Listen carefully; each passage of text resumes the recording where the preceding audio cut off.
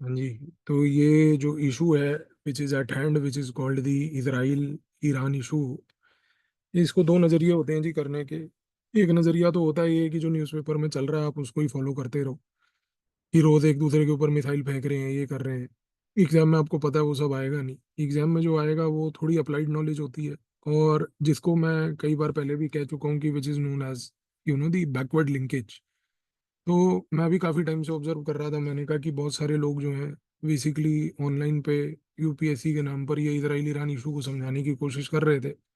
मैंने भी काफ़ी सारे वीडियोस देखे, बट अपेरेंटली बात यह है कि none of those people could even come near to what the UPSC will actually ask.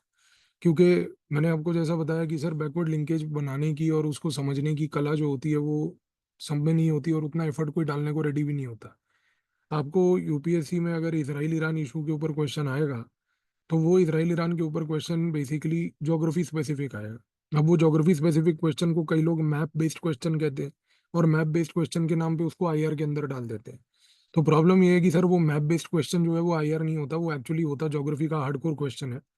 और अगर हम लोग उस नज़रिए से करें तो आपको ये चीज़ डिफिकल्ट नहीं लगेगी।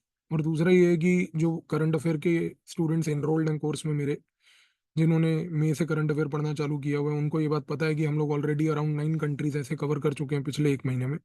क्योंकि यही मेथोडोलॉजी है जो आपको प्रीलिम में सवाल दिलवाएगी। तो मैंने सोचा कि आज का सेशन भी हम लोग उसी पैरामीटर और उसी थॉट प्रोसेस पे रखते हैं। तो पहले मैं फोकस कर लेता हूँ जो मुझे डिस्कशंस करने हैं। तीन चीज़ें आज की डेट में आज की क्लास में हम फोकस करेंगे। पहले जो कोर हमारा पढ़ने का है, दूसरा उसके बाद मल्टीपल चॉइस क्वेश्चन, और तीसरा हम उसके बाद आंसर लिखेंगे। तो आई बिलीव सबके पास वर्कबुक होगी। वर्कबुक के प्रिंट आउट को लेके बैठिएगा, नहीं है तो लूज A4 शीट्स में नोट्स बना लीजिएगा, एंड में वर्कबुक में कर लीजिएगा। बट वर्कबुक होना जरूरी है, टेलीग्राम पे दी हुई है सबको। इसराइल से शुरू करते हैं। और जब हम इसराइल की बात करते हैं तो यहाँ पर सबसे पहला इशू जो हमारा आता है वो आता है salient features of Israel's geography. आप कहेंगे कि ये पॉइंट कहाँ से आया? ये पॉइंट कहीं और से नहीं आया, ये पॉइंट सिलेबस में। तो ये वर्बेटिम यूपीएससी के सिलेबस का पॉइंट है जो मैंने लिया है, और हम करंट अफेयर इसी तरीके से पढ़ते हैं क्लास में भी, तो इसी तरीके से हम आज इसराइल की फिजिकल ज्योग्राफी को भी पढ़ेंगे। सबसे पहले ये याद रखेंगे जो इसराइल का एरिया है, ये क्वेश्चन प्रीलिम में नहीं आएगा बट आपकी जनरल अंडरस्टैंडिंग के लिए अच्छा है, कि अप्रोक्सीमेटली 22,000 स्क्वायर किलोमीटर का है। तो कोई बहुत बड़ी कंट्री नहीं है, मैप में भी हम इस चीज़ को जानते हैं। जितनी भी चीज़ें आपको आज इस क्लास में मैं कराऊंगा in the form of this pattern, इनको प्लीज एक बार एटलस में जरूर देख लीजिएगा। मेरे जो करंट अफेयर के स्टूडेंट्स हैं वो एटलस लेके बैठते हैं, उनको पता है कि हर चीज़ को हमने क्लास के बाद एटलस में लोकेट करना है। तो keep make sure that Atlas में ये सारे पॉइंट जो मैं आपको लिखवा रहा हूँ इनको हाईलाइट कर लीजिएगा, बिकॉज इसी से प्रीलिम में क्वेश्चन आएगा। तो सेलियंट फीचर्स में इसराइल के कोस्टल एरिया से शुरू करते हैं सबसे पहली डिस्कशन। कोस्टल एरिया अगर हम देखें तो इसराइल के बड़े नैरो हैं, लेकिन एक बड़ी ब्यूटी चीज़ है वहाँ की कि ये कोस्टल एरिया बहुत फर्टाइल है, और ये मेडिटेरेनियन सी के आसपास के एरिया है। तो फर्टाइल और नैरो कोस्टल एरियाज जो हैं ये इस पॉइंट ऑफ व्यू से बड़े अच्छे हैं, क्योंकि यहाँ पर सिटीज जो हैं वो लोकेटेड है।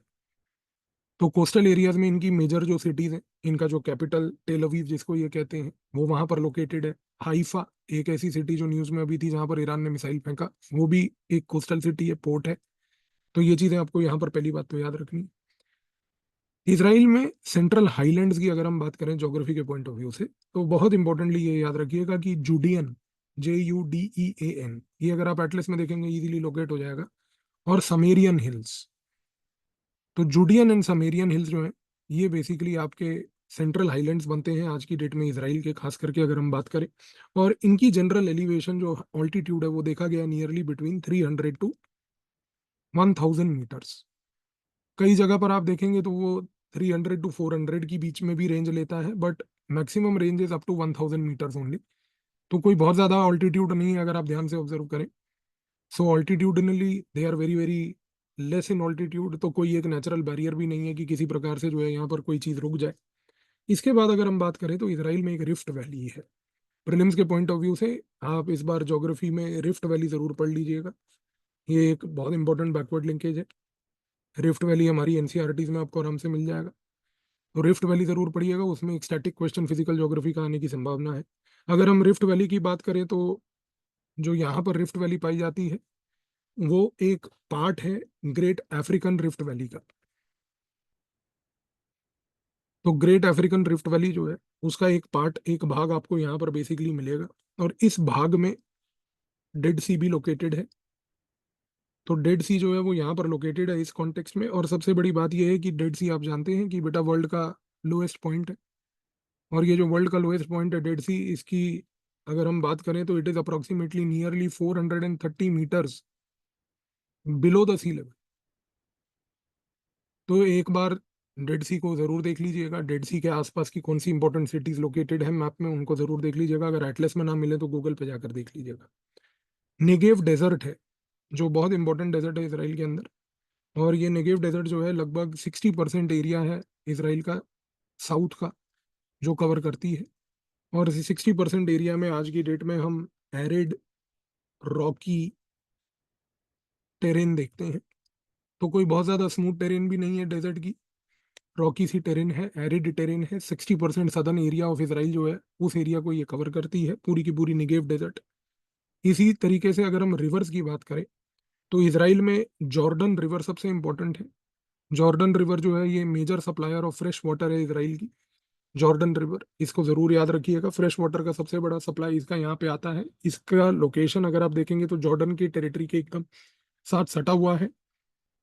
इसके साथ साथ एक इंपॉर्टेंट लेक है इसराइल में, और वो लेक का नाम है लेक किनेरेट। लेक किनेरेट जो है KINNERAT, लेक किनेरेट, अगर आप ध्यान से ऑब्जर्व करें तो ये लेक किनेरेट जो है ये एक इसराइल का बहुत बड़ा फ्रेश वाटर रिजर्वायर है। तो अगर हम बात करें जॉर्डन रिवर और लेक किनेरेट की, तो ये दोनों आज की डेट में फ्रेश वाटर के बहुत बड़े सप्लायर्स हैं इसराइल के कॉन्टेक्स्ट में। इन दोनों पॉइंट्स को हम याद रखेंगे बहुत केयरफुली। अगर हम बात करें इसके बाद डिस्ट्रीब्यूशन ऑफ की नेचुरल रिसोर्सेज की,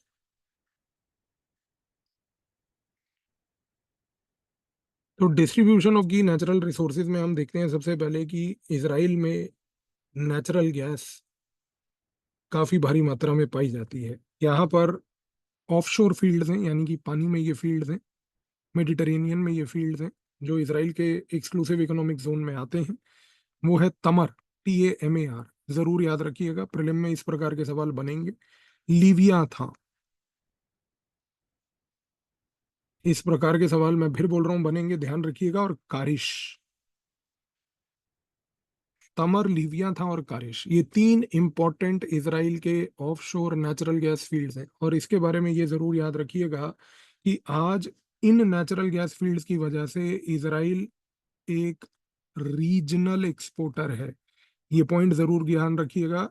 रीजनल एक्सपोर्टर का मतलब ये होता है कि उसके पास इतनी नेचुरल गैस नहीं है कि वो ग्लोबल लेवल पर सऊदी अरेबिया की तरह US को एक जगह और चाइना को दूसरी जगह सप्लाई करे। रीजनल का सप्लायर का मतलब होता है कि अपनी नीड्स फुलफिल करने के बाद आसपास के जो देश होते हैं उनकी एनर्जी नीड्स को सप्लाई करता है। और इसराइल के कॉन्टेक्स्ट में अगर हम बात करें तो जॉर्डन और इजिप्ट दो कंट्रीज हैं जो खास करके इसराइल की ज्योग्राफिकल प्रॉक्सिमिटी के कारण उससे ये नेचुरल गैस को पहली बात तो खरीदती हैं। तो ऐसा कहना कि इसराइल के पास कोई रिसोर्स नहीं है ये गलत है। इसराइल के पास एक बहुत महत्वपूर्ण नेचुरल गैस रिजर्व है जो तमर, लिविया, कारिश के ऑफशोर फील्ड्स में पाया जाता है। इसके बाद इसराइल के पास काफी सारे मिनरल्स पाए जाते हैं। और मिनरल्स की अगर हम चर्चा करें तो पोटैश, इसके बाद ब्रोमीन, इसके बाद मैग्नीशियम, ये तीन जो हैं आज की डेट में इसराइल के पास बहुत इंपॉर्टेंट मिनरल्स हैं। और इसराइल केमिकल लिमिटेड कंपनी का नाम याद रखेंगे। इसराइल केमिकल लिमिटेड इनको एक्सप्लोर करती है, इनको एक्सट्रैक्ट करती है, इनका सप्लाई चेन बना के रखती है। तो पोटैश, ब्रोमीन और मैग्नीशियम बैकवर्ड लिंकेज के तहत एक काम जरूर करिएगा कि पोटैश का, ब्रोमीन का और मैग्नीशियम का जनरल साइंस के पॉइंट ऑफ व्यू से एक बार अगर हो पाए तो उनके जो जनरल यूसेजेस हैं उनको जरूर पढ़ लीजिएगा। इसके ऊपर क्वेश्चन आने की संभावना प्रीलिम्स में अक्सर रहती है। प्रीलिम्स में जनरल साइंस के क्वेश्चन इसी प्रकार के ज्यादातर पाए जाते हैं। इसके साथ साथ अगर हम बात करें तो इसराइल में कॉपर पाया जाता है। और कॉपर एक ऐसा मिनरल है जो इसराइल में आज की डेट में तिम्ना वैली के पास पाया जाता है। तिम्ना वैली को लोकेट कीजिएगा एटलस में। तिम्ना वैली जो है नेगेव रीजन में है। नेगेव रीजन मैंने आपको बताया था डेजर्ट एरिया है। इस एरिया में इनके पास एक कॉपर की बहुत बड़ी माइन है। उस कॉपर की माइन को ये लोग एक्सट्रैक्ट करते हैं, एक्सप्लोर करते हैं, यूज करते हैं। आज की डेट में इसराइल के पास वाटर का एक बहुत बड़ा चैलेंज है चैलेंज ये है कि भाई डिस्पाइट जो फ्रेश वाटर सोर्सेज थे उसके बावजूद वाटर स्केर्स है इसराइल में। तो बहुत भारी मात्रा में वाटर नहीं पाया जाता, लेकिन इसराइल में वाटर को लेके बहुत इनोवेशन की गई है। इनोवेशन इस रीजन से की गई है कि यहाँ पर आज अगर हम देखें तो रेन वाटर को ये लोग हार्वेस्ट बहुत अच्छे तरीके से करते हैं। अब आप इस चीज़ से समझ सकते हैं कि कल को इंडिया के साथ एंगेज अगर इसराइल को करना है तो this is one potential area जो हम उनसे सीख सकते हैं। सोशल इश्यूज में अभी क्लास में चर्चा हुई थी, अगर आपको याद होगा। इसके साथ साथ इसराइल एक ड्रिप इरिगेशन में बहुत बड़ा पाइनियर कंट्री है।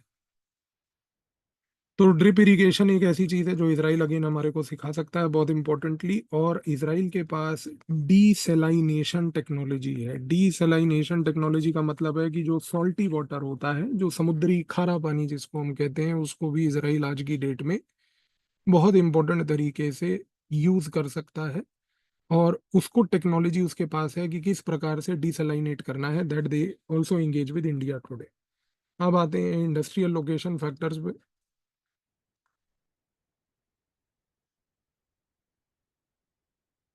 इंडस्ट्रियल लोकेशन फैक्टर्स जो हैं, अगर हम बात करें तो एग्रीकल्चर टू बिगिन विद, ये पहली बात कॉन्सेंट्रेटेड है आज की डेट में कोस्टल एरियाज में। अब आप समझ सकते हैं कोस्टल प्लेन्स हमने अभी बात की थी। इसके साथ साथ निगेव डेजर्ट में इसराइल ने इरिगेटेड पैचेस बनाए हुए हैं। ये बहुत एक इम्पोर्टेंट इनोवेशन है कि नेगेव डेजर्ट में इरिगेटेड पैचेस को बना देना। इसके बाद अगर हम बात करें सेकेंडरी सेक्टर की, मैन्युफैक्चरिंग इंडस्ट्री की खास करके, तो मैन्युफैक्चरिंग इंडस्ट्री इसराइल की आज की डेट में आपको टेल अवीव जो कैपिटल है, पेता टिकवा, पेता टिकवा और हाइफा जो कि इनका पोर्ट है। तो पेता टिकवा, PETAH, टिकवा TIKVA सिटी है, पेता टिकवा, तेल अवीव, हाइफा, ये यहाँ पर बेसिकली पाया जाता है। यहाँ पर इनकी सारी इंडस्ट्रीज हैं। और मैन्युफैक्चरिंग में ये मत भूलिएगा कि डिफेंस इंडस्ट्री इनकी पाइनियर इंडस्ट्री है। नेशनल सिक्योरिटी इसराइल की ऐसी है कि नेशनल सिक्योरिटी थ्रेट्स को टैकल करने के लिए एक इफेक्टिव डिफेंस इंडस्ट्री की आवश्यकता है। और अगर हम सर्विसेज सेक्टर की बात करें तो सर्विसेज सेक्टर ज़्यादातर इनका दो प्रकार का है। एक है टूरिज्म सेंट्रिक, क्योंकि इनके पास जेरूसलम है। जेरूसलम एक हिस्टोरिकल सिटी है। उसके बगल में एक सिटी है विच इज़ कॉल्ड नजरत, जो क्रिश्चियंस के लिए नजरत बहुत इंपॉर्टेंट है। तो जेरूसलम और नजरत ये टूरिज्म सेंट्रिक है। और इसके साथ साथ इनके जो स्टार्टअप्स हैं, इसराइल को स्टार्टअप नेशन भी बोला जाता है। तो ये स्टार्टअप्स जितने हैं इनके, ये खास करके टेल अवीव रीजन में ही पाए जाते हैं। तो Israel has this very unique name of being the startup nation of the world. तो ये मत भूलिएगा, बिकॉज बहुत सारे स्टार्टअप्स का इनोवेशन इसराइल से ही स्टार्ट हुआ। और इस इनोवेशन से इसराइल ने बहुत पाइनियर काम किया है ओवरऑल ग्लोबल बिजनेस कम्युनिटी में, डिफेंस इंडस्ट्री में। अब आते हैं important geophysical phenomena and environmental changes. यहाँ पर अगर हम बात करें तो अर्थक्वेक्स के रिलेटेड अपन लोग स्टार्ट कर सकते हैं। अर्थक्वेक्स जो है आज की डेट में अगर हम बात करें तो इसराइल में आते हैं। उसका रीजन ये है कि इसराइल जो है ना वो dead Sea transform fault line के पास है। मैंने करंट अफेयर की क्लास में जो मेरे स्टूडेंट्स हैं ना उनको एक होमवर्क दिया था, और आप सभी को भी एक होमवर्क दे रहा हूँ कि एटलस में या गूगल से एक पिक्चर निकाल के उसकी कलर्ड प्रिंट आउट चाहे या ब्लैक एंड वाइट, जितनी भी ग्लोबल फॉल्ट लाइंस हैं अर्थक्वेक वाली, उन फॉल्ट लाइंस के ऊपर जितनी कंट्रीज हैं, उन कंट्रीज में जितनी सिटीज हैं, उनकी एक लिस्ट हमेशा रेडी रखिए। और उस लिस्ट में एक काम ये जरूर करते रहिए कि न्यूज में कोई कंट्री में कहीं पर भी अर्थक्वेक होता है वहाँ हाईलाइटर मार दीजिए। एक बार क्वेश्चन 2 साल पहले ज्योग्राफी में वो पूछ चुके हैं कि रीसेंट टाइम्स के अर्थक्वेक्स की लिस्ट दो। तो कम से कम अगर ये एक थॉट पूछ चुके हैं तो हमें प्रिपेयर रहना है कि कभी भी रिपीट पूछ सकते हैं। तो इसके लिए आप प्रिपरेशन बेसिक करके रखिएगा।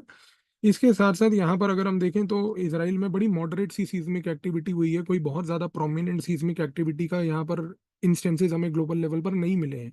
प्रीलिम में अगर ये क्वेश्चन आए तो याद रखिएगा, प्रीलिम में वो कंफ्यूज करने के लिए कह सकता है कि Israel is located on the Dead Sea transform fault line, so it has high propensity of earthquakes. No, it has no high propensity of earthquakes. यहाँ पर कोई बहुत ज्यादा अर्थक्वेक्स नहीं आए हैं। Be careful and clear about this. हाँ, Israel में अर्थक्वेक तब आता है खास करके अगर हम बात करें कि जब टेक्टोनिक शिफ्ट्स होते हैं, और वो भी देखे जाते हैं between the Arabian plates and the African plates. ये जरूर क्वेश्चन आएगा, याद रखिएगा, क्योंकि ज्योग्राफी में अगर वो प्लेट टेक्टोनिक थ्योरी पे क्वेश्चन देगा आपको प्रीलिम में तो वो क्वेश्चन इस नजरिए का होगा कि अरेबियन और अफ्रीकन प्लेट के बीच में टेक्टोनिक एक्टिविटी के कारण इसराइल में अर्थक्वेक आता है, या कौन से प्लेट्स के कारण आता है। तो you have to be very particularly clear about it, question आते हैं इसको लेके। सुनामी की बात करें अगर हम, तो सुनामी के जो रिस्क हैं अगर हम देखें तो बहुत ज़्यादा लो रिस्क हैं, क्योंकि मेडिटेरेनियन रीजन में कोई बहुत बड़ी सुनामी हिस्टोरिकली कभी बहुत ज़्यादा नहीं आई है। बहुत साल पहले, इनफैक्ट अगर मैं आपको एक एग्जांपल दूं तो 365 बीसी का एक बहुत बड़ा नोटेबल एग्जांपल है। 365 बीसी में कि एक बहुत मेगा सुनामी इस रीजन में आई थी, और उस सुनामी के कारण बहुत मेगा डिस्ट्रक्शन हुआ था। तो उस लेवल की जो, जैसे आज की डेट में जापान वगैरह में प्रोपेंसिटी ऑफ सुनामी है, वो यहाँ पर नहीं है। अच्छा, अगर हम बात करें वॉल्केनोज की, तो let's be very clear about one thing कि पहली बात, there are no active volcanoes in Israel. तो कोई एक्टिव वॉल्केनो आज की डेट में इसराइल में नहीं है। हमने अभी करंट अफेयर में 9 कंट्रियां लगभग पढ़ी हैं, उसमें कई कंट्रीज में मैंने आपको बताया है कि कहाँ कहाँ पर एक्टिव वॉल्केनोज हैं जो करंट इश्यूज में कंट्रीज रही हैं। तो थोड़ा सा यहाँ पर ये चीज क्लियरली याद रखनी है। हाँ, एक पॉइंट मैं आपके नॉलेज के लिए जरूर बताऊंगा कि एक्सटिंक्ट वॉल्केनो आज की डेट में पाए गए हैं। एक्सटिंक्ट वॉल्केनोज पाए गए हैं खास करके गोलन हाइट्स एरिया में। ये मत भूलिएगा कि गोलन हाइट्स एक ऐसा एरिया है जो माउंटेनियस एरिया है, जो इसराइल ने सीरिया से छीना है। ये इसराइल का अपना एरिया नहीं है। तो it is an illegally occupied territory, Golan Heights from Syria, जहां पर एक एक्सटिंक्ट वॉल्केनो का इम्प्रिंट पहली बात तो देखा गया है। इसके साथ साथ आपको ये याद रखना है कि मेडिटेरेनियन रीजन में साइक्लोन्स आते हैं, और उन साइक्लोन्स को लोकली जाना जाता है मेडिकेन्स के नाम से। तो Israel is also one of the victims of what is called as medicanes. Medicanes के कारण क्या होता है कि सडनली बहुत ज्यादा हेवी रेनफॉल हो जाती है, फ्लडिंग की प्रॉब्लम आ जाती है। तो मेडिटेरेनियन रीजन में आज की डेट में जितनी भी मेडिटेरेनियन कंट्रीज हैं, ध्यान रखिएगा कि कल को करंट अफेयर के न्यूज़पेपर्स में कभी भी कोई मेडिकेन न्यूज में होता है, make a note of that, उसके ऊपर क्वेश्चन प्रोबेबली एग्जाम में आ सकता है। अब आते हैं next part which is the changes in geographical features.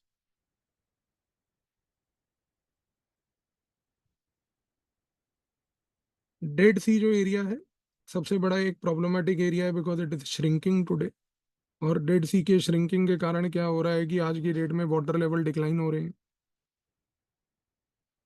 तो डेड सी का श्रिंकेज एक बहुत बड़ा प्रॉब्लम है, और इसका सबसे बड़ा कारण है माइनिंग एक्टिविटी, क्लाइमेट चेंज के बाद।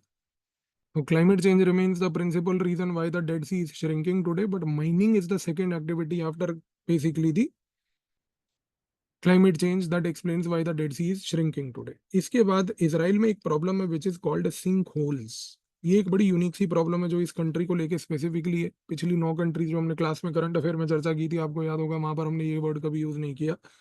ये आज की डेट में डेड सी के आसपास बनते हैं, और ये बनते हैं खास करके जब वहां पर पूरी की पूरी सॉइल जो है उसको आप बेसिकली एक्सट्रैक्ट कर दो। तो उसके बाद क्या होता है कि वहां पर कोलैप्सिंग होना शुरू हो जाती है लैंड की। तो जब ये लैंड कोलैप्स करती है, क्योंकि उस एरिया में जो पानी था वो वैसे ही नीचे चला गया, वाटर टेबल नीचे चला गया, और जब आपने मिनरल्स को भी एक्सट्रैक्ट कर लिया वहां से, तो फिर वहां पर जो परिस्थिति पैदा होती है, बिकॉज एक लो लाइंग एरिया है Dead Sea, 430 metre below the sea level है ऑलरेडी। तो उस कॉन्टेक्स्ट में क्या होता है कि इन सिंक होल्स को वहां पर हमने बहुत पेक्यूलियरली देखा है। आज की डेट में नेगेव डेजर्ट में क्लाइमेट चेंज के कारण डेजर्टिफिकेशन बढ़ रहा है। तो जब आप इन्वायरमेंट को पढ़ते हो और United Nations Commission to combat desertification के बारे में पढ़ते हो, यूएनसीसीडी के बारे में, तो नेगेव को याद रखिएगा उस समय। आज की डेट में टेम्परेचर राइज होने के कारण Israel is witnessing the drought problem. तो ड्राउट्स की प्रॉब्लम बहुत हो रही है। इस रीजन से क्या हो रहा है कि Israeli people are switching over to what is called as solar energy. तो अडेप्टेबिलिटी है। आज की डेट में वहां पर ग्रीन बिल्डिंग्स बहुत ज्यादा बन रही हैं। तो because Israel is an innovation nation, they will always come out with a solution. They will not only glorify the problem all the time. तो ये इसराइल एक बहुत इंपॉर्टेंट चीज है कि वहां पर अगर क्लाइमेट चेंज की एक कोई प्रॉब्लम आ रही है तो adaptation strategies are very effective. बाकी जगह पर अगर आपको याद होगा, फिर मैं कहूंगा करंट अफेयर की क्लासों में हमने कई जगह चर्चा की है कि adaptation strategies are not up to the mark. हाँ, लेकिन आज की डेट में अगर हम बायोडाइवर्सिटी की बात करें, तो इसराइल जो है वो बेसिकली मेडिटेरेनियन बायोडाइवर्सिटी हॉटस्पॉट का पार्ट है। तो इसराइल क्योंकि आज की डेट में मेडिटेरेनियन बायोडाइवर्सिटी हॉटस्पॉट का पार्ट है, तो इस कॉन्टेक्स्ट में यहाँ पर आज इसराइल जो है वो बहुत सारे थ्रेट्स मिटिगेट फेस कर रहा है बिकॉज ऑफ क्लाइमेट चेंज। तो मेडिटेरेनियन बायोडाइवर्सिटी हॉटस्पॉट जो है वो आज की डेट में स्ट्रेस में है, और इसराइल में वहां पर आज की डेट में बहुत सारे लॉसेस हमें देखने को मिल रहे हैं। ठीक है जी। आई एम वेरी सर्टन कि आपने आज तक इसराइल को कई बार अपने क्लासेस में पढ़ा होगा, अलग अलग जगहों पे अलग अलग तरीकों से पढ़ा होगा, लेकिन इस नज़रिए से इसराइल को कभी नहीं पढ़ा होगा, और वो भी तब जब इसराइल न्यूज़ में है। So this is how you have to actually study the countries which are in the news in this detail, ताकि कोई भी क्वेश्चन आए तो वो गलत ना हो। खैर, हम करंट अफेयर्स में ऐसे ही पढ़ते हैं। Anyway, let's move to Iran now. Iran की अगर हम बात करें तो let's start with the salient features of the physical geography of Iran. तो सबसे पहली बात यह है कि सर, टोपोग्राफिकली अगर हम देखें तो जाग्रोस माउंटेन्स, ये ईरान के वेस्टर्न एरिया में, मैप में इनको जरूर लोकेट कीजिएगा। ये फोल्ड माउंटेन्स है। टाइप्स ऑफ माउंटेन्स एक बार एनसीईआरटी से बैकवर्ड लिंकेज में जरूर पढ़ लीजिएगा। जैसे रिफ्ट वैली बोला था, वैसे टाइप्स ऑफ माउंटेन पे क्वेश्चन इस बार आने की प्रोबेबिलिटी है। ये जग्रोस माउंटेन्स जो है ना, ये बने थे, आपको पता है, अरेबियन और यूरेशियन प्लेट के कोलिजन से। तो इसको याद रखिएगा, जियोलॉजी पे भी क्वेश्चंस कई बार प्रीलिम्स में आते हैं कि अरेबियन यूरेशियन प्लेट के कोलिजन से बेसिकली ये जग्रोस माउंटेन्स बने थे। इनको थोड़ा सा हम पढ़ते हैं जब हम ज्योग्राफी या जियोलॉजी जो भी आप पढ़ते हो। इसके बाद यहाँ पर ईरान में हमारे पास हैं एलब्रूज माउंटेन्स। एलब्रूज माउंटेन्स, ये जो एलब्रूज माउंटेन्स हैं ये आर्क शेप्ड है। ये इंपॉर्टेंट पॉइंट याद रखिएगा कि ये आर्क शेप्ड है। तो इनका एक आर्क बनता है इस प्रकार का, उस आर्क को लोकेट कीजिएगा, ऑब्जर्व कीजिएगा, क्योंकि हो सकता है कि प्रीलिम्स एग्जाम में वो आपको एक स्पेसिफिक मैप पे एक आर्क बना के दे दे और बोले कि ये आइडेंटिफाई करो फिजिकल फीचर क्या है। इस प्रकार के क्वेश्चन 90s में प्रीलिम्स में आए हुए हैं। Don't negate them, they can be asked any time पर से अगेन। अच्छा, ये जो एल्ब्रूज माउंटेन जो मैंने आपको बताया, जो कि बेसिकली खास करके ये आर्क शेप्ड माउंटेन्स हैं, यहाँ पर एक माउंटेन का नाम याद रखेंगे विच is called the mount Damavand. Mount Damavand इसलिए इंपॉर्टेंट है बिकॉज ये एक डोरमेंट वॉल्केनो है। ये जो डोरमेंट वॉल्केनो है, ये दो कारण से इंपॉर्टेंट है। नॉट ओनली कि बिकॉज ये एक डोरमेंट वॉल्केनो है, बट ऑल्सो बिकॉज ये ईरान का हाईएस्ट पीक है। तो एक ईरान के हाईएस्ट पीक होने के नाते ये क्वेश्चन एग्जाम में प्रीलिम्स में पूछा जा सकता है। 5610 मीटर ऑल्टीट्यूड है इस पीक का। तो इसराइल के मुकाबले जो इसराइल के पहाड़ थे, जो एवरेज 300 मीटर से 1000 मीटर की ऑल्टीट्यूड के थे, कंपैरेटिवली अगर हम ऑब्जर्व करें, तो यहाँ पर ये कहना गलत नहीं होगा कि ईरान में माउंटेन्स का ऑल्टीट्यूड रिलेटिवली ज्यादा है। इसको एक बार जरूर जो है लोकेट कर लीजिएगा एटलस में। ईरानियन प्लेटू की अगर हम बात करें, तो ईरानियन प्लेटू को पर से अगर हम देखें तो सेंट्रल ईरान का पूरा रीजन कवर करते हैं प्लेटू। और सबसे बड़ी बात यह है कि प्लेटू जो है वो बड़ा एरिड, सेमी एरिड किस्म का क्लाइमेट दिखाता है। और यहाँ पर अगर हम बात करें ईरानियन प्लेटू की, तो ये कहना गलत नहीं होगा कि यहाँ पर सॉल्ट डेजर्ट्स हैं। और वो सॉल्ट डेजर्ट्स दो हैं खास करके, दश्त कबीर,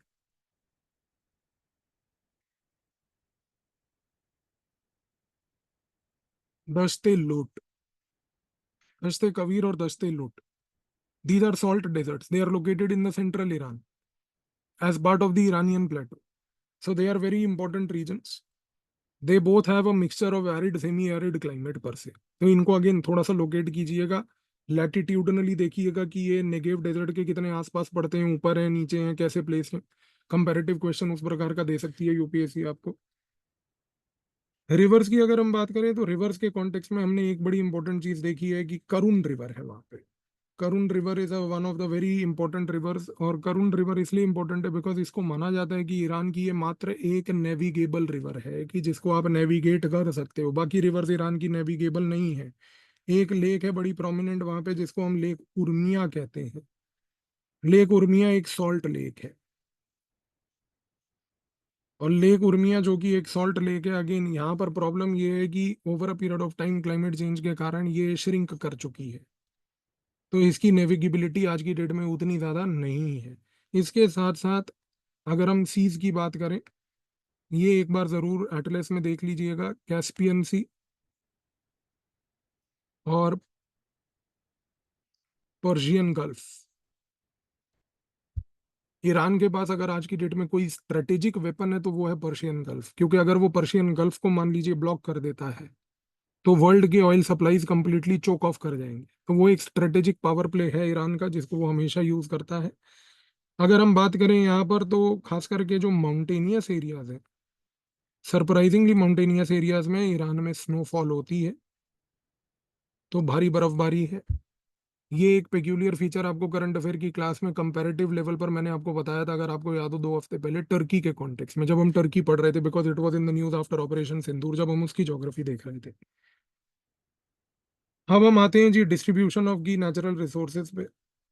तो जब हम बात करते हैं बेटा डिस्ट्रीब्यूशन ऑफ की नेचुरल रिसोर्सेज की ईरान के कॉन्टेक्स्ट में खास करके, तो यहाँ पर दो तीन चीजें देखने की आवश्यकता है। Iran today has the second largest reserves of natural gas in the world. First largest किसके पास है, हमेशा याद रखेंगे, रशिया के पास है।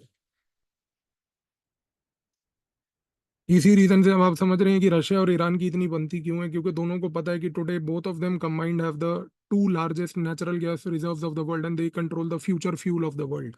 So don't forget that. सबसे बड़ी बात, fourth largest oil reserve in the world, तो आप उसको निग्लेक्ट कर ही नहीं सकते चाहे कुछ भी हो जाए। इनकी ऑयल फील्ड्स अगर हम बात करें तो कुछ इंपॉर्टेंट एरियाज में है, जिसमें से एक एरिया है Khuzestan. Khuzestan is a very important area sir, जहां पर इनके ऑयल फील्ड्स हैं आज की डेट में। और ऑफशोर लेवल पर अगर हम बात करें तो साउथ पार्स और दूसरा है नॉर्थ डोम। ये दो एरियाज हैं sir offshore level, South Pars and North Dome. North Dome के बारे में I want to tell you one interesting fact, it is jointly owned between Iran and Qatar. So North Dome की location भी Qatar के border के बहुत पास है। इसको ऑब्जर्व कीजिएगा एटलस में जरूर एक बार ध्यान से। और ये मत भूलिएगा, ये नॉर्थ डोम जो है ना, ये वर्ल्ड का largest by the way offshore gas offshore oil field है, कतर और ईरान का मिला के largest offshore oil field of the world, North Dome. ये याद रखिएगा, प्रीलिम में इस प्रकार के क्वेश्चन आज की डेट में आ रहे हैं। मिनरल्स की अगर हम चर्चा करें तो कॉपर, इसके साथ साथ आयरन और लेड, जिंक, कोल, और सबसे बड़ी बात यूरेनियम, ये आज की डेट में ईरान में बहुत भारी मात्रा में पाए जाते हैं। कॉपर का अगर खास करके मैं आपको एक पॉइंट बताऊं तो कॉपर के बारे में ये जरूर याद रखिएगा कि केरमान रीजन है, इसको जरूर एक बार एटलस में देखिएगा, केरमान एरिया। केरमान एरिया को ये लोग अपनी लोकल लैंग्वेज में सरचेशम भी कहते हैं, सरचेशम। सो केरमान और सरचेशम जो है, ये आज की डेट में खास करके कॉपर एरियाज हैं। इनफैक्ट केरमन के बारे में भी ये याद रखिएगा कि it is one of the largest copper fields of the world, one of the largest copper fields of the world में ये आती है। चेंजेस इन जियोलॉजिकल फीचर्स की अगर हम बात करें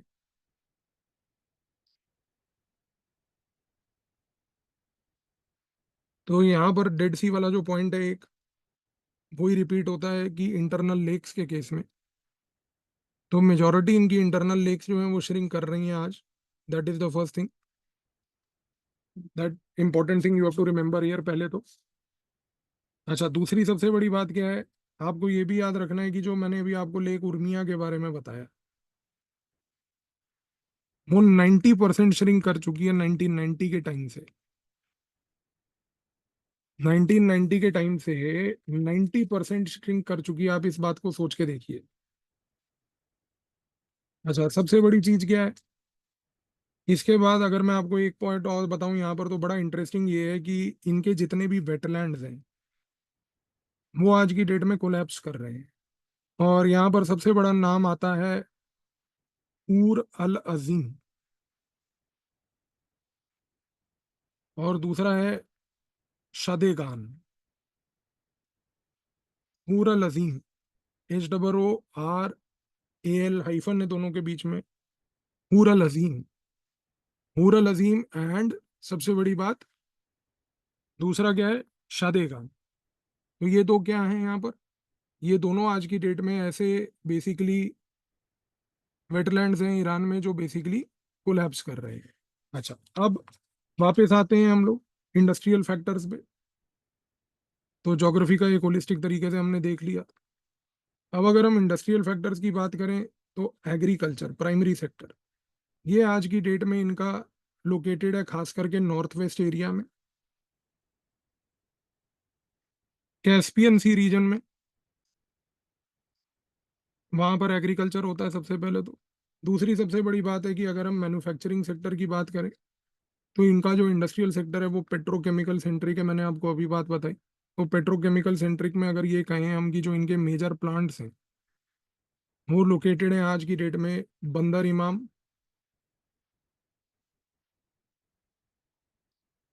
इसके साथ साथ ऑफशोर वाले जो मैंने आपको बताया उनको याद रखिएगा दोनों को। टर्शरी सेक्टर में अगर हम बात करें तो इनकी सर्विसेज इंडस्ट्री तेहरान में है जो इनका कैपिटल है। और टूरिज्म, अगेन यहाँ पर रिलीजियस टूरिज्म ज़्यादा होता है। और एक साइट बड़ी प्रोमिनेंट है रिलीजियस टूरिज्म के लिए, उसका नाम है कुम, QOM, कुम। मैप में लोकेट कीजिएगा, कुम के पास आजकल काफ़ी गतिविधियां चल रही हैं। अब आते हैं अगर हम बात करें जियोफिजिकल फिनोमिना की, तो एक चीज जरूर याद रखिएगा, changes in geophysical phenomena geographical phenomena मैंने आपको करा दिया था जोग्राफिकल के बाद, अब हम जियोफिजिकल फिनोमिना वाली बात कर रहे हैं। तो यहाँ पर सबसे पहली बात, अर्थक्वेक्स ईरान में आए हैं। और इन अर्थक्वेक्स का आज की डेट में अगर हम ऑब्जर्व करें तो पहली बात तो जग्रोस माउंटेन्स जो मैंने आपको बताए, एलबूर्स माउंटेन्स जो मैंने आपको बताए, इन दोनों माउंटेन्स में जेग्रोस और एल्बुर्स में सबसे पहली बात तो ये है कि mild earthquakes low to moderate level के देखे जाते हैं बार बार।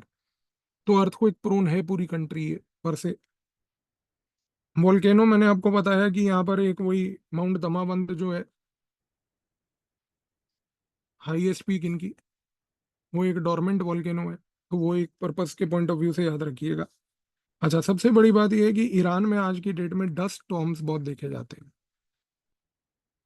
डस्ट स्टॉर्म्स का एक फिनोमिना जो है ईरान को बहुत ज़्यादा इंटरनली हर्ट करता है। इंटरनली हर्ट क्यों करता है, क्योंकि जब डस्ट स्टॉर्म्स आते हैं तो इंफ्रास्ट्रक्चर अफेक्ट होता है, विजिबिलिटी अफेक्ट होती है, तो ड्राइविंग और बेसिकली एयर ट्रैफिक में बहुत प्रॉब्लम आती है। तो इंटरनली इसकी वजह से डस्ट स्टॉर्म की वजह से ये इश्यूज आते हैं। और क्या हो रहा है कि अर्बनाइजेशन बहुत हाई है ईरान में, और ये बड़ी अनप्लान्ड सी है। तो अनप्लान्ड सी अर्बनाइजेशन के कारण क्या हो रहा है कि इनके यहाँ पर ये प्रॉब्लम हमेशा से एक देखी गई है कि यहाँ पर ये दिक्कत इन्होंने परमानेंट लेवल पर हमने ऑब्जर्व करी है विद रिस्पेक्ट टू ईरान। ठीक है जी। तो ये इसराइल और ईरान के बारे में जो दो पीसेस ऑफ इंफॉर्मेशन अभी अपन ने देखे, आपने एक चीज ऑब्जर्व करी होगी कि इस प्रकार से आपने कभी भी इसराइल और ईरान खास करके जब भी कोई भी कंट्री पढ़ी है जनरली इस नजरिए से नहीं पढ़ी होगी, but this is an indicator that how you have to study here. Take 2 minutes of time, read all your notes so that you are in a position to understand the PYQs जो हमने sorry यहाँ पे MCQs दिए हुए हैं, then उनको हम solve करते हैं। तो एक बार रिवाइज कर लीजिए अपने नोट्स को क्विकली सभी लोग, अच्छे से एक बार पढ़ लीजिए, कॉन्सेंट्रेशन से पढ़ लीजिए।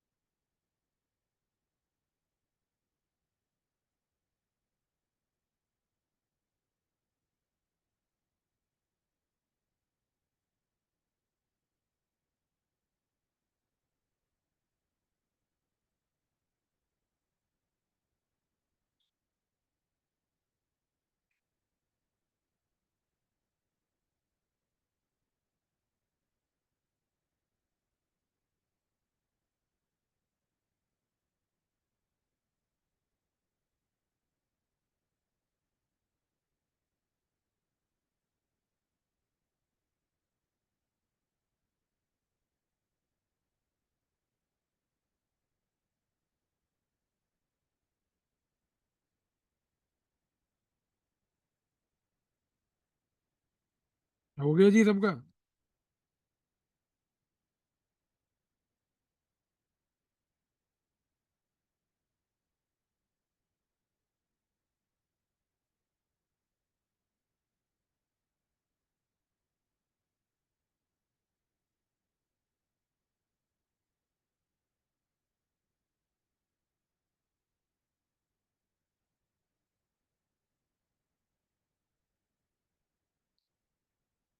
जिन जिन लोगों का हो जाए उसके बाद वो एमसीक्यू को होमवर्क में करेंगे।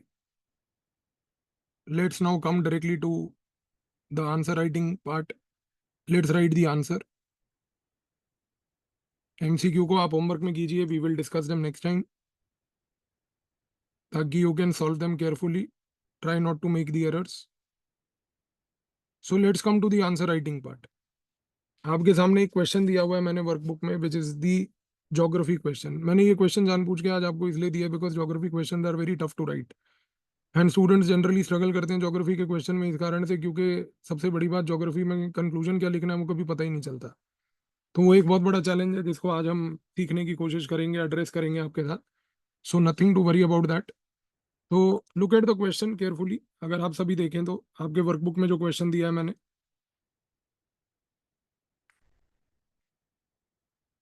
Compare the key geographical challenges faced by Israel and Iran and briefly explain how each country has adapted to them. तो don't worry about the directive word, उसके बेसिस पे हम अभी फोकस नहीं कर रहे। फोकस कीजिए इस क्वेश्चन को अपने शब्दों में लिखने के लिए। फोकस कीजिए कि इंट्रोडक्शन में, जैसा मैंने आपको पहले भी कई बार बताया है, but just as a quick recap, हमें पूरे आंसर का स्नैपशॉट देना है। यानी कि एग्जामिनर को लगभग 20 से 30 वर्ड्स में बताना है कि हमारे पूरे आंसर का फ्लो क्या होगा, डायरेक्शन क्या होगी, थॉट क्या होगा। ये इंट्रोडक्शन में होता है। बॉडी में हम आंसर एड्रेस करेंगे जो सवाल पूछा गया है, और कंक्लूजन में हम एक पॉजिटिव फ्यूचरिस्टिक सजेशन देंगे। ये भी अराउंड 20 to 30 वर्ड्स का होगा, और बॉडी हमारी अराउंड 80 to 100 वर्ड्स की होगी। तो 150 शब्द में सभी लोग बैठकर आंसर लिखिए, आप भी लिखिए, मैं भी लिखता हूँ। Let's see what each of us write, then we will have a discussion. सोच समझ के लिखिएगा। Refer to your notes again and again if you want to, there is no harm, but try to write it originally. Originally means कि whatever जो आपको समझ आ रहा है, प्रोसेस कर पा रहे हो, उसके बेसिस पे लिखो, सोच समझ के। ज्यादा से ज्यादा गलत लिखोगे दैट डजंट मैटर, सीखोगे, एग्जाम में गलती नहीं होगी। तो ध्यान से लिखो।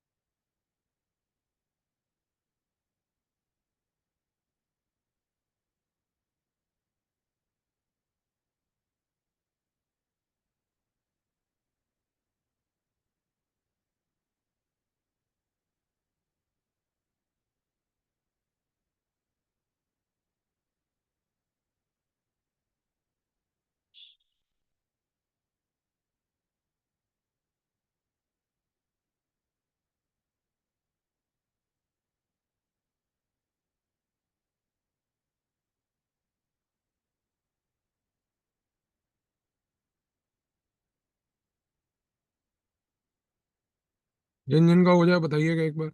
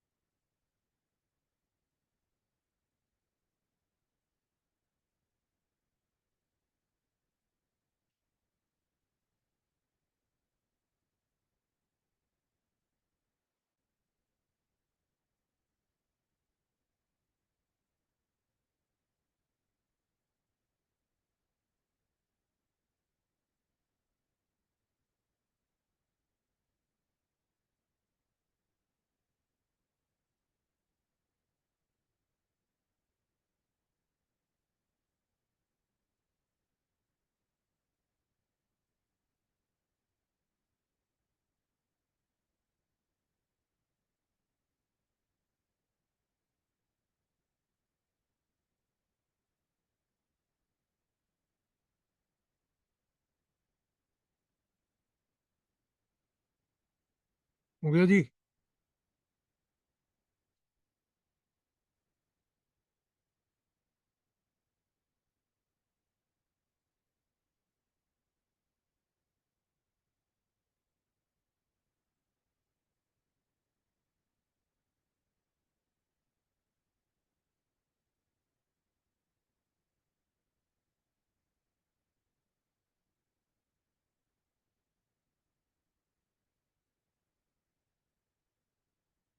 चलो जी एक बार रिव्यू करते हैं। Let's see. तो इंट्रोडक्शन में मैंने कुछ ऐसा लिखा। I again give the caveat that my answer is not the best answer nor is it the model answer, this is only an answer as per my processing, so treat it as per that. So don't try to copy this, try to reflect and see your own innovations and your own understanding जो आपने follow की है। मेरे हिसाब से मैंने ये लिखने की कोशिश करी कि nations with ecological challenges today face scarcity of water and seismicity but addressed effectively।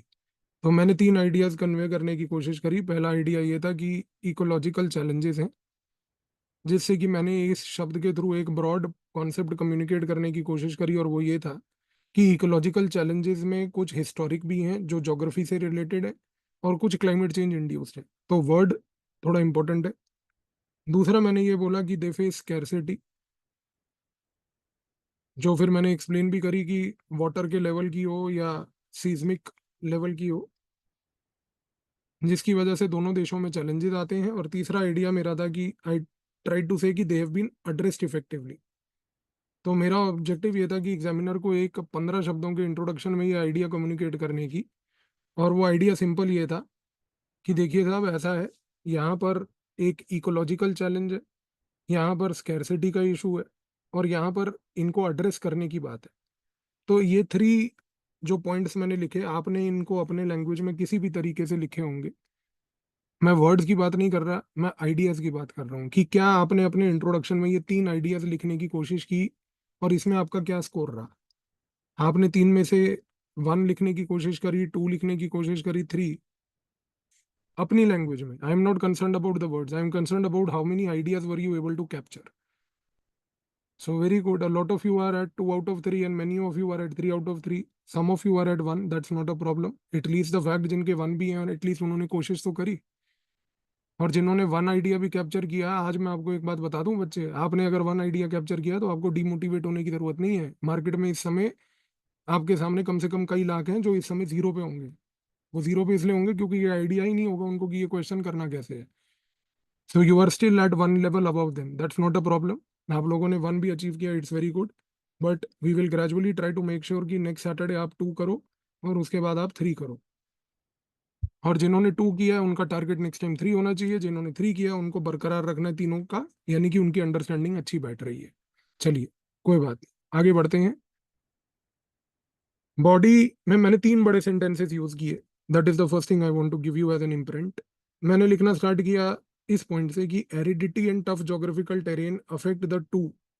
ये लाइन बड़ी इंपॉर्टेंट है, aridity and tough geographical terrain affect the two, क्योंकि ये मेरे आंसर का हुक है।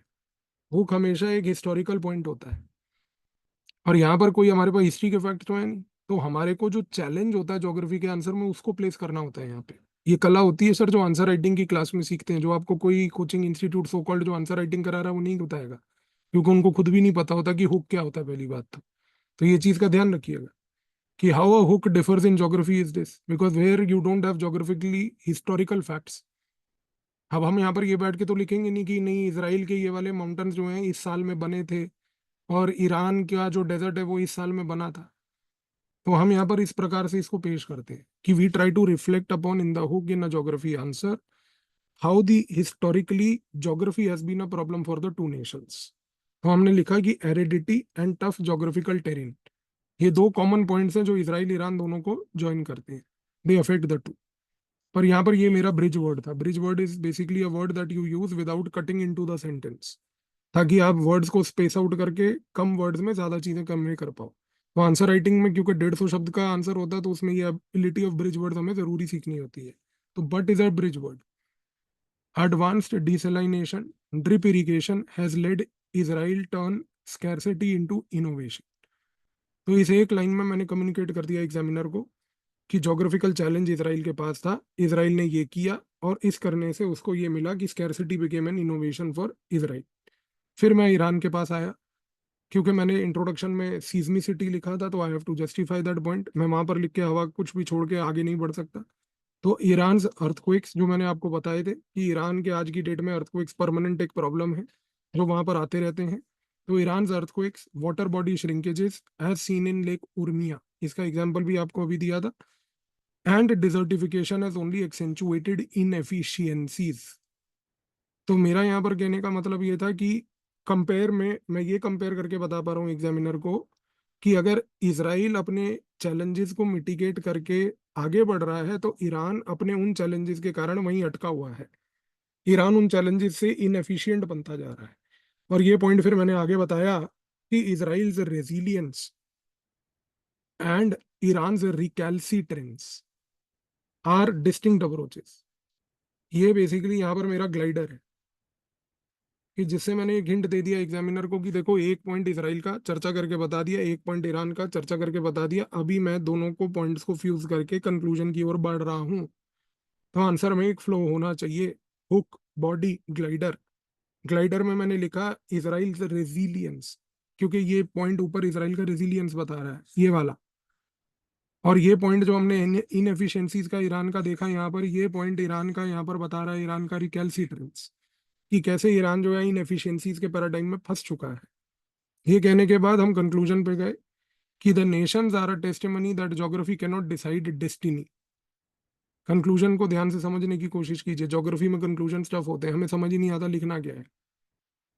Nations are a testimony Israel and Iran that geography can not decide their destiny as innovation and sustainability have emerged coping up mechanisms.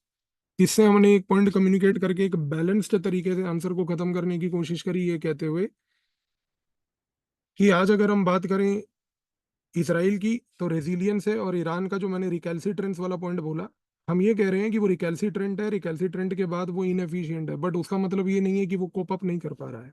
Inefficiencies हैं उसके coping up mechanism में, जो efficiencies हैं इसराइल के context में। लेकिन after all दोनों strive कर रहे हैं। Iran is not collapsed today as a state because of geographical issues. So that is why the conclusion has to be very balanced. It can not be something कि भाई Iran जो है तबाह हो गया. बेटा, answer writing is a very tough task. It comes with a lot of practice and a lot of application of brain, not by memorizing some random stupid facts. कि एक फैक्ट फाइल उठाई, रट्टा मार लिया, फ्रेमवर्क रट लिया, जा जाके लिख दिया. भाई साहब, आईएएस नहीं बनते आप उससे, बेवकूफ बनते हो. तो थोड़ा सा ध्यान रखिए. Apply your brain. This is what we train on in the answer writing class. कोई बात नहीं. Conclusion is not up to the mark. It doesn't matter. With practice it will come. आप समझ रहे हो इस चीज को? ये चीज क्लियर हुई सबको कि किस तरीके से लिखना है और क्या लिखना है? चलिए, मिलेंगे नेक्स्ट वीक अब दोबारा से. हो सकता है कि next Saturday I might have to travel. So if I have to travel, I will either take the class on Friday और I may take the class on Sunday, or I might end up in putting up a recorded class and take a live answer writing class later on for that. तो either of that situation जो भी होगा अगले हफ्ते का, उसके हिसाब से मैं आपको सिचुएशन के हिसाब से बता दूंगा. बेटा, newspaper course is now incorporated in the GS workshop which is scheduled for 20 जुलाई. तो वो जीएस वर्कशॉप के अंदर ही न्यूज़पेपर का कोर्स होगा, अलग से नहीं होगा. वो एक कोर्स हम ले रहे हैं, उसी दिन पूरा जीएस वर्कशॉप में हम उसको करेंगे. ठीक है? नहीं बेटा, ये चीज आपकी गलत है Shashank. Conclusion can never be about India specifically in a question which is more to about Israel and Iran. अगर आप इंडिया लिखते हो तो ये याद रखना कि आपका कंक्लूजन जो है बिल्कुल गलत हो गया फिर, क्योंकि you are not giving a suggestion for India here. You are giving a suggestion which is only for Israel and Iran. So stick to the question. Very important. जिन्होंने ये गलती करी है, थोड़ा ध्यान दीजिएगा इस बात को. ठीक है जी? चलो, मिलते हैं sir next week. Next week का क्लास का based upon whatever it is, I let you know in advance. Thank you.